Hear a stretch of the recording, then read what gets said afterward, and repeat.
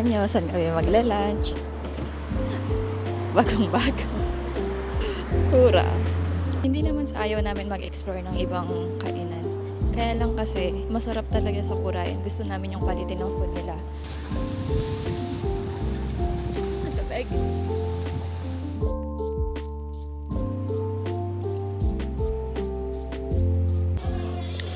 Unusual na walang pila. Sanay kasi kami na laging mahaba yung pila. Ano mas mura kayo na? Mas mura.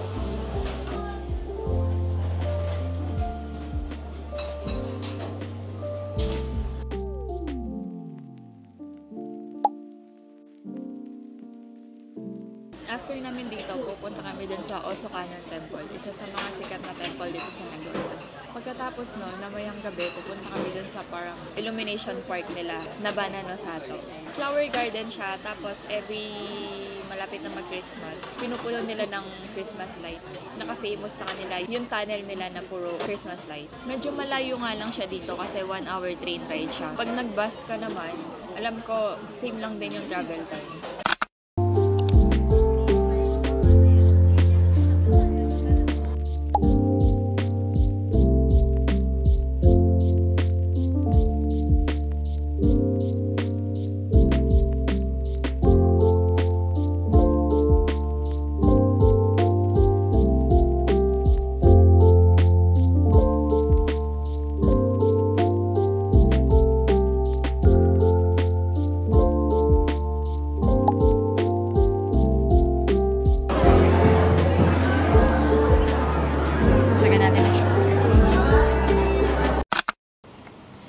Nanginginig pa ako.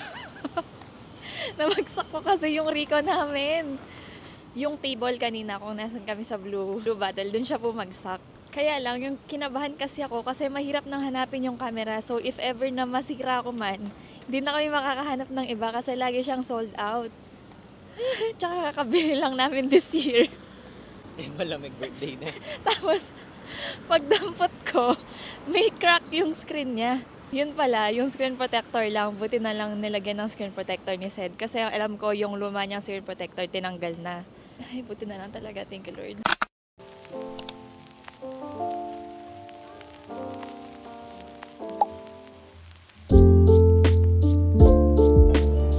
Black or cream?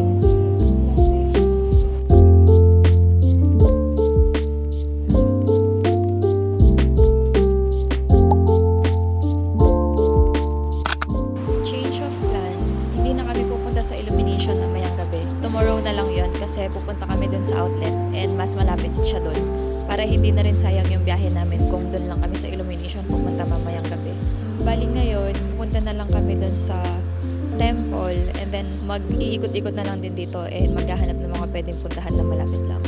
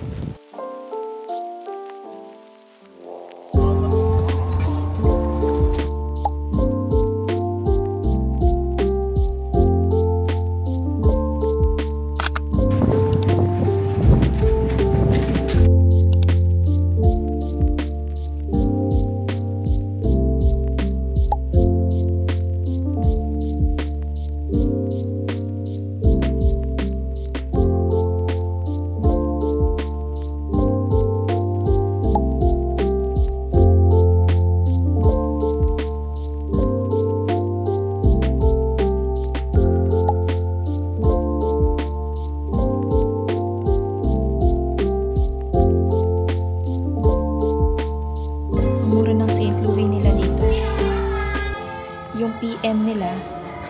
Ah, hindi. Personalized siya. Meron siya sa loob. Artwa pala to.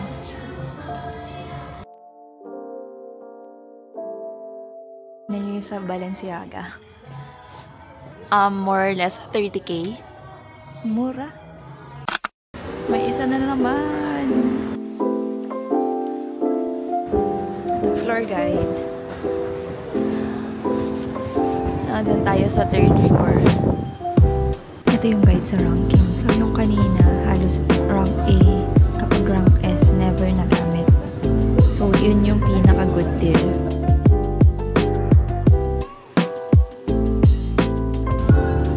Ang mura. Nakikita niyo ba? Grabe.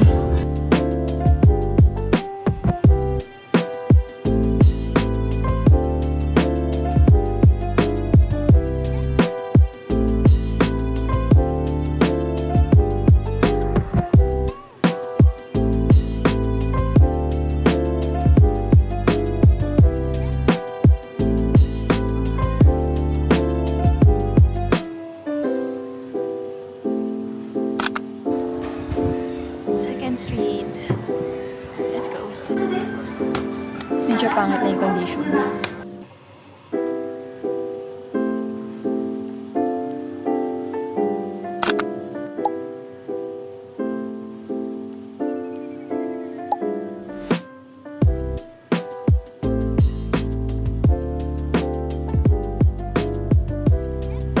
Yun nga lang, malamig na. Gabi na kasi. Pero ang aga bumaba ng araw kasi tingnan nyo, 5:30 pa lang pero wala nang araw, sobrang dilim na sa labas. Tingnan nyo, 5:30 pa lang. May nakita kaming Kumeo para naman sa damit. Yung price nila, hindi siya per damit, per gram. 3 yen per gram yung price. Kaya lang, hindi masyadong okay yung mga damit. Para sa mga hindi maarte, pwede na.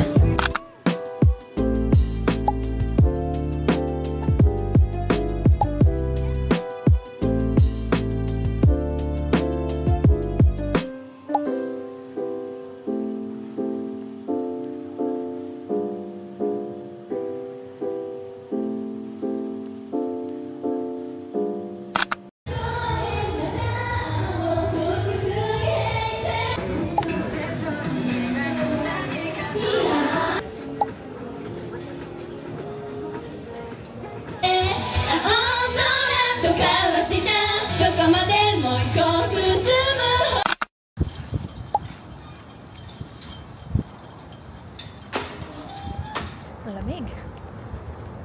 Hanap na kami ng dinner. Mag-iyakinig ko na lang kami. Sana masarap.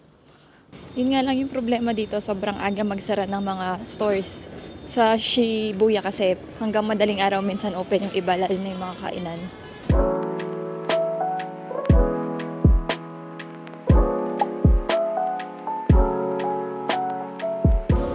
Naghahanap kami ng Yakiniku restaurant. Gusto na namin yung unlimited. Kasi wala kaming makita. Masarap yung sa yung kinakainan namin sa Shibuya. Ay hindi, sa Shinjuku pala yun. Malamig na. Kailangan na ng hitik.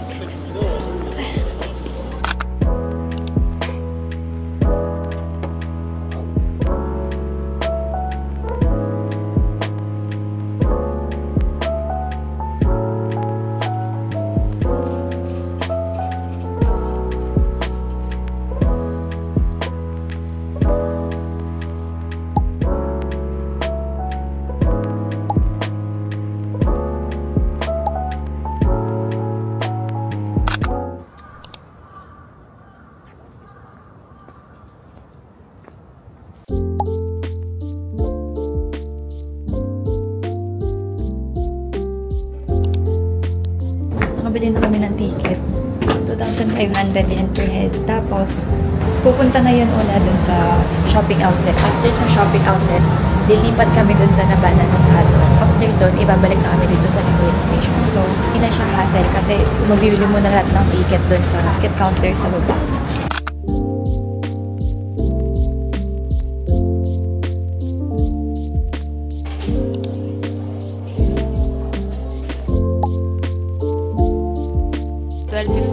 Aalis yung bus, kaya nag-decide na lang kami na dito na lang mag-lunch. Bali yung nabili naming ticket siya papunta dun sa shopping outlet. Tapos after dun, from the shopping outlet, papunta sa Nabana no Sato. And then from Nabana no Sato, pabalik dito. Pero if hindi kayo pupunta ng Nabana no Sato, Pwede naman kayo bumili ng ticket na from here papunta sa shopping outlet and then from the shopping outlet pabalik dito. Nagbayad lang kami ng 2,500 yen.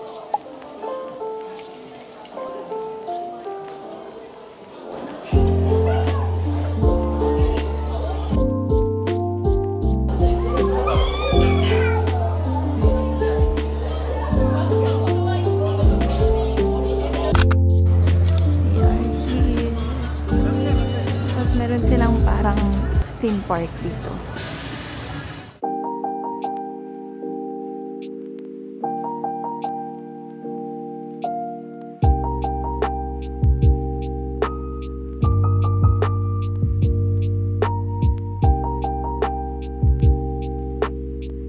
Nagtingin ako sa Beams kaya lang wala akong pwedeng bilhin na masusuot ko sa Pilipinas. Halos lahat ng collection sa mga stores dito pang winter na and autumn. Wala yata tayong mabibili today.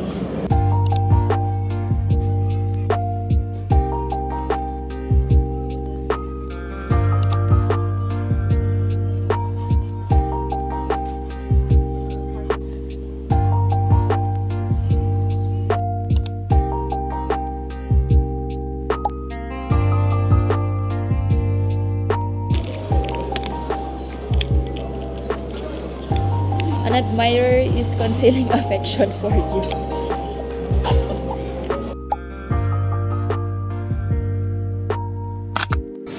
Yung maputi. Yes. Ini din, lalam. Ina. Nawa. Ita pa, siping na pa. Wala akong nabiling para sa sarili ko. Kay Polly lahat. Tsaka ang mura ng treats doon kasi yung iba doon nakita ko sa Donkey kagabi. Ang mahal pero dito mura lang. Parang kalahati yata yung difference ng presyo. May nabili kami workout clothes. Pero sa mga ibang shop, pumasok kami, wala na rin kami ibang nakita na pwedeng bilhin. Let's go! Mark save sa Black Friday sale.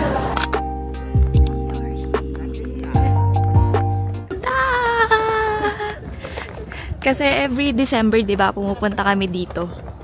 Dinadala din kami nila mama lagi every New Year dun sa mga illumination park sa may Shizuoka.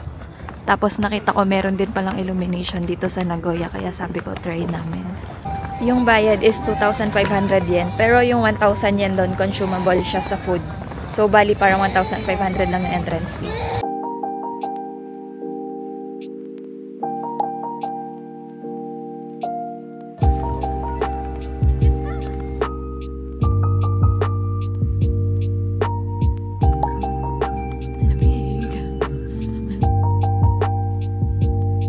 Hindi ko alam kung bibigyan ng justice ng camera to, pero sobrang ganda in person.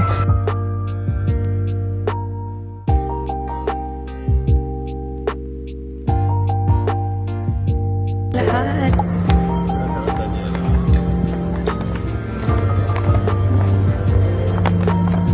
Mas maganda to kaysa sa pinupuntahan namin siya sa Shizuoka. So, hindi pa pala yan yung main. Papunta pa lang tayo sa main ng illumination. So, let's see.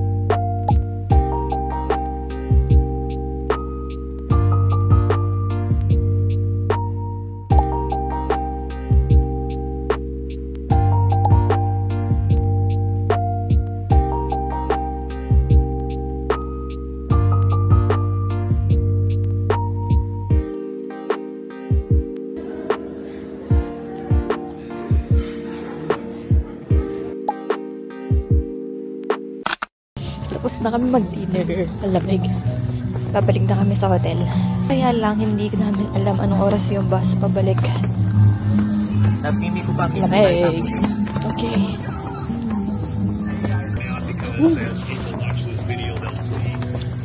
Lamig. Lamig.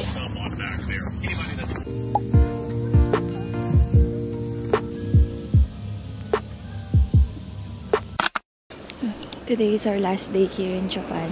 Mamayang gabi flight na namin. Tapos magla-last minute shopping na lang kami if ever may mga gusto pa kaming bilhin. Kasi may space pa dun sa maleta.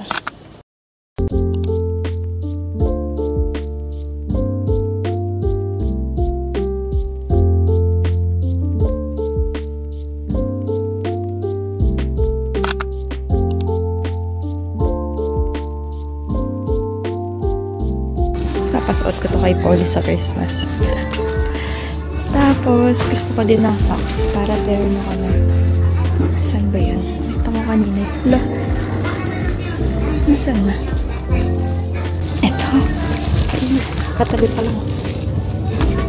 Tapos dito, mas mura yung mga ibang mga gownies. Kunyari ito. Yan. Dito, 110 lang yan. Pero pag pumunta kayo sa Donkey, nasa 150 yan yata yung mga yan. So, mas tipid sila if bibili nyo sa Daiso.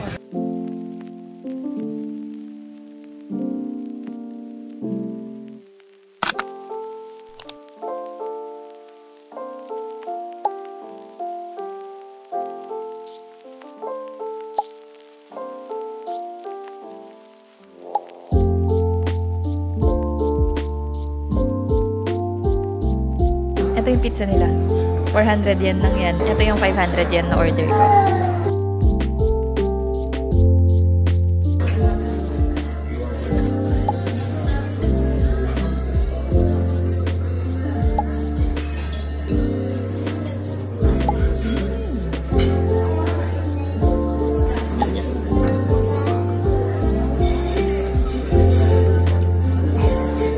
May mga pasta sila 350 yen lang.